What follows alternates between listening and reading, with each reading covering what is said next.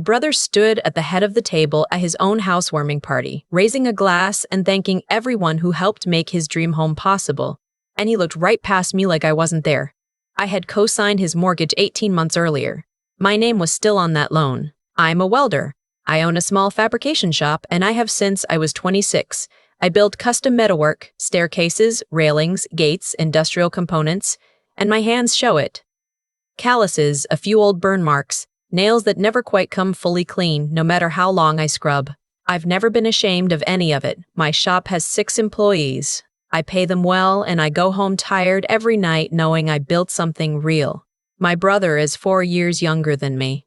He got a business degree, landed a corporate job in finance, and decided somewhere along the way that the gap between us wasn't just professional, it was social.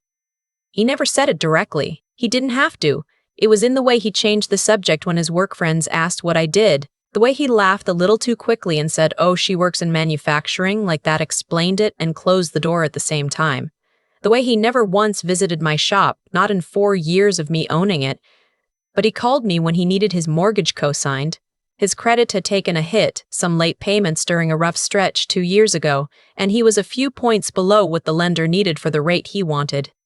He called me on a Tuesday evening, all warmth and easy jokes, the kind of voice he used when he needed something. He said the lender just needed someone with solid credit and stable income to be on the paperwork. It would be a formality, he said. He'd refinance in a year and get me off it, he said. He just needed this one thing. I should have thought longer. I know that now. But he was my brother, and our parents had gotten older, and I thought maybe this was a chance for us to actually be close again. So I said yes. I drove to his lender's office on a Friday afternoon in my work clothes because I came straight from the shop, and I signed my name on 30 years of debt. He sent me a nice text afterward. "You're the best. I owe you." I screenshot it, not because I thought I'd ever need it, but because I was genuinely happy. I thought things between us might shift. They didn't. The party was about 4 months after he moved in. A Saturday evening, nice neighborhood, the kind of house with a kitchen island and French doors opening onto a patio. He'd told me about it weeks earlier, and I had genuinely been looking forward to it. I bought a housewarming gift, a custom steel bottle opener I made myself at the shop, engraved with his address and the year. I thought he'd think it was cool. I thought wrong. I found out what kind of party it was going to be when I arrived. I don't mean that dramatically. I just mean, I walked in wearing clean dark jeans and a nice blouse, carrying my wrapped gift, and I could read the room in about 30 seconds. His work colleagues, his girlfriend's friends from her graduate program, people in blazers and cocktail dresses holding wine glasses, a caterer moving quietly through the crowd with trays. I spotted my brother near the living room fireplace. He saw me, and something crossed his face. Just for a second, it was there and gone so fast I almost convinced myself I imagined it. He came over and hugged me. "Hey, you made it. Not, 'I'm so glad you're here.' Just, you made it, like I'd completed an errand." "Of course," I said.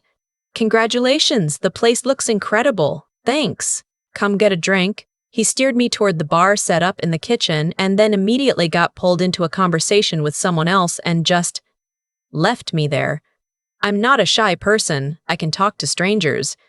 I poured myself a glass of wine and circulated, introduced myself to a few people, and I noticed, not right away but gradually, that my brother kept almost introducing me and then not quite doing it. He'd drift over when I was talking to someone, add a comment to the conversation, and then move on without ever saying, "This is my sister." It was like I was a guest he recognized but couldn't quite place.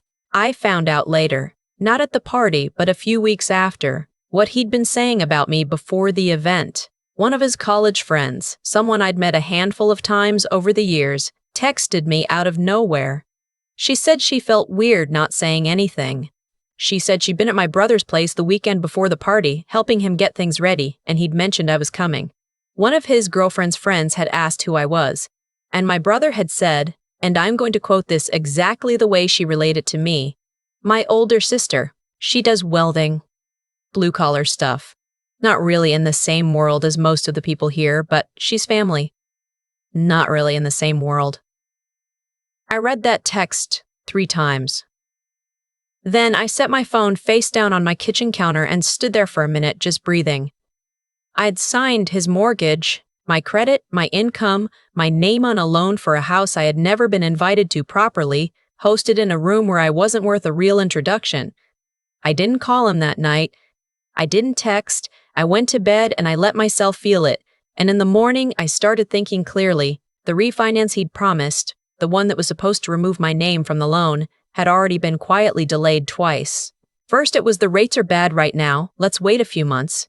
Then it was, my lender says another 6 months would look better on my record. Both times I'd said, okay. Both times I'd believed him.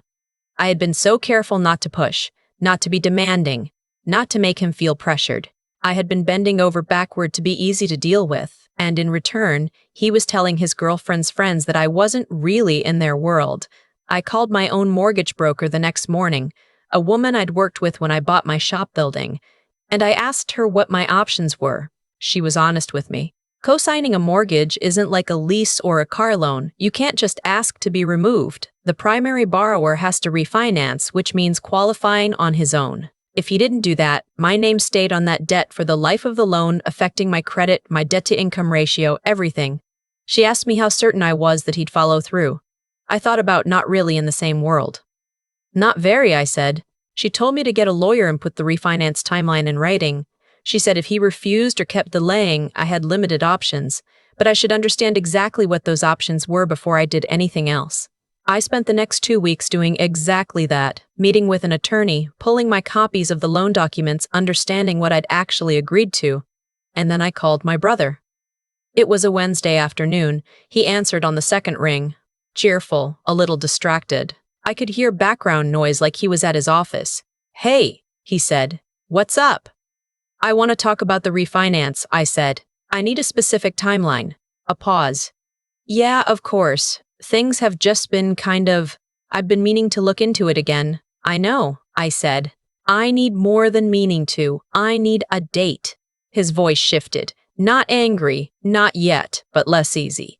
I told you the market isn't the issue, I said.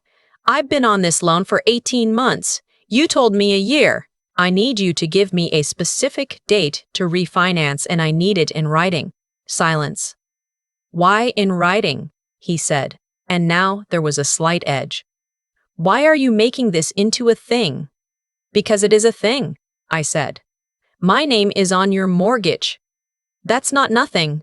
I need to know you're taking this seriously. I am taking it seriously. Can you maybe not do this right now? I'm at work. Then call me when you're not at work, I said. But I need an answer this week. He said okay. He didn't call back that week, or the next.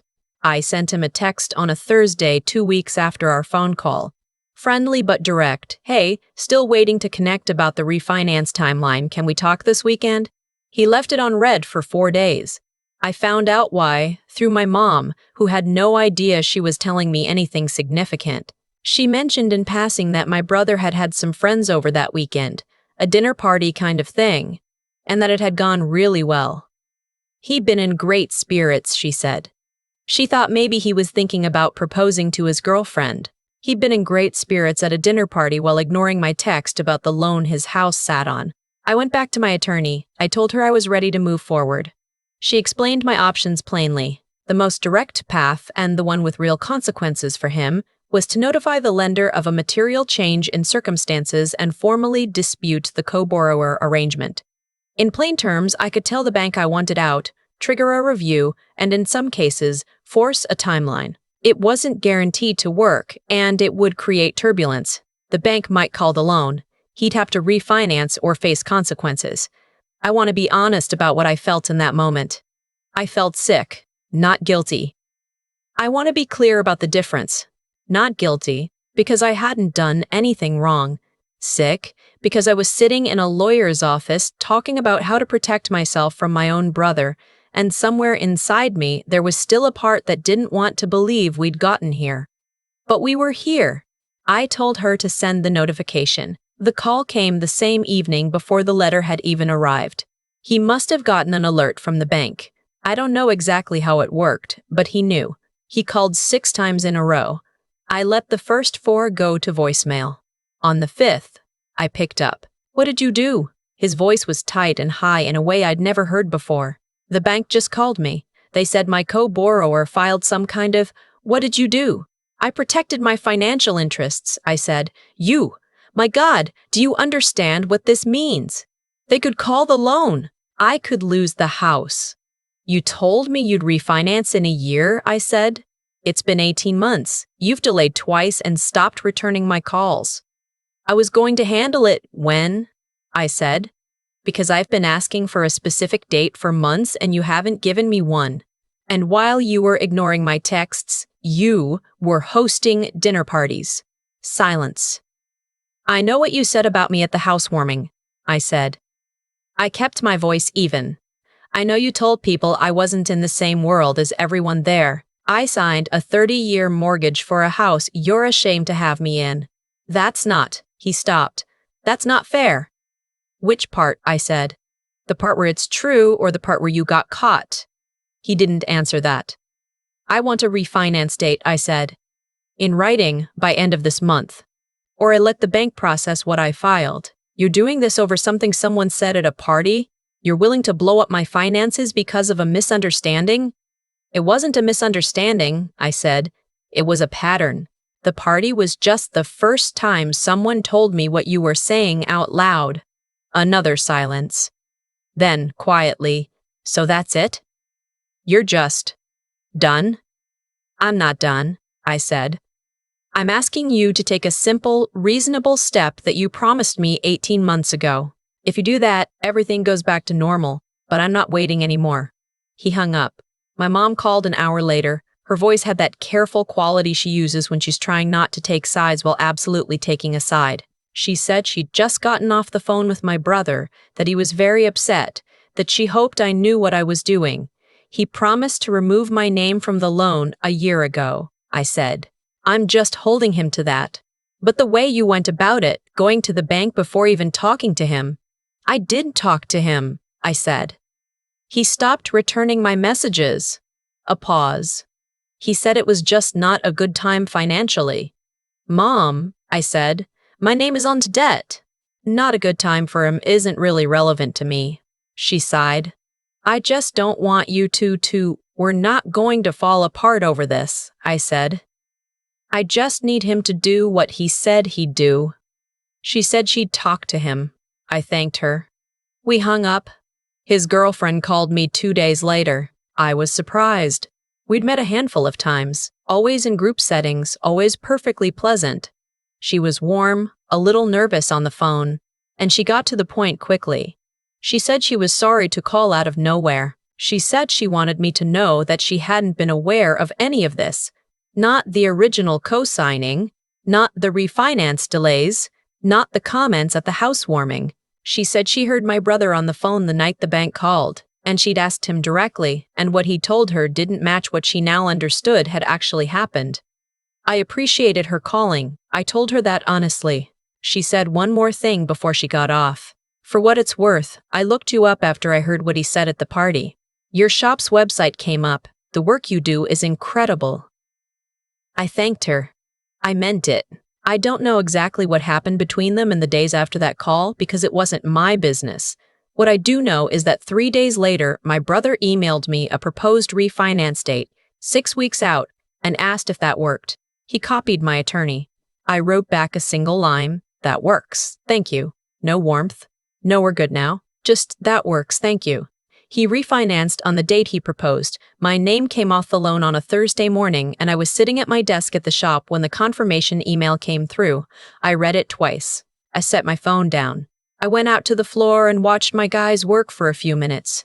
The sound of metal, the smell of the shop, the hum of machinery that had been mine for 4 years before I ever co-signed anything. I felt something settle in my chest. Not triumph. Not anger. Something quieter than both of those.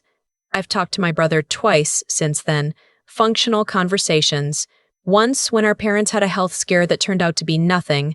Once at a family dinner our mom organized where she clearly seated us next to each other on purpose. Both times he was polite. Both times I was polite back. There's a distance between us now that I think we both understand isn't going away. We didn't create it with the mortgage or the bank letter, it was already there.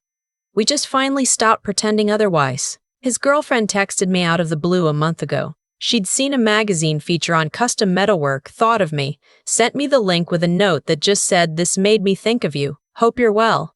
I texted back a smiley face and meant it. That part, getting that text from her, not from him, tells you everything you need to know about how things stand. I am not going to sit here and tell you it didn't hurt. It did. It still does, in the way that things hurt when you realize they've been true for a long time, and you just weren't ready to see them.